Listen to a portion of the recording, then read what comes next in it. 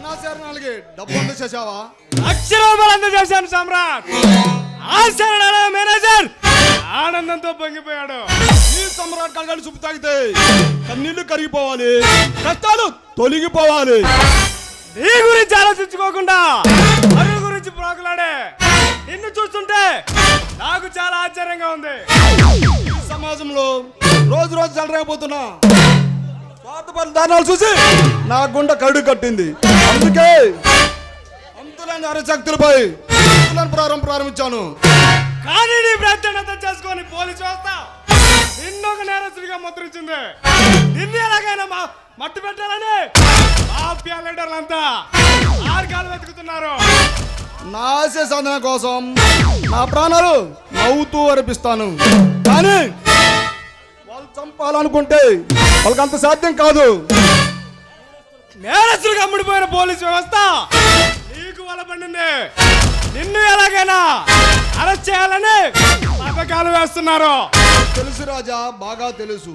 నన్ను పట్టుకోవటానికి సిబిఐ ఏజెంట్ని కొత్తగా ఢిల్లీ నుంచి రప్పించింది ఈ ప్రభుత్వం.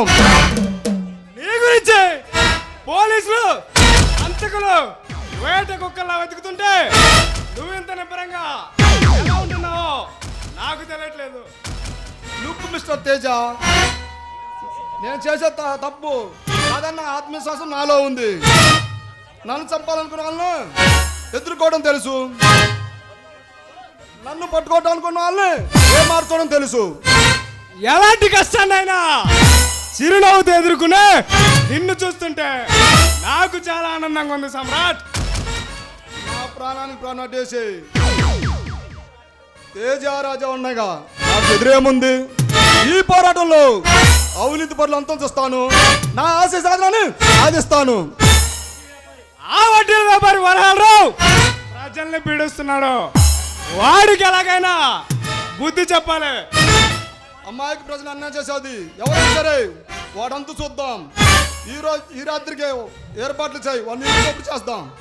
ఓకే సమ్రాట్, ఈ రోజు రాత్రికే వాడి దగ్గర ఉన్న పాపిష్టి సొమ్మంతా మన దగ్గర చేరాలా ప్లాన్ వేస్తా. వస్తా.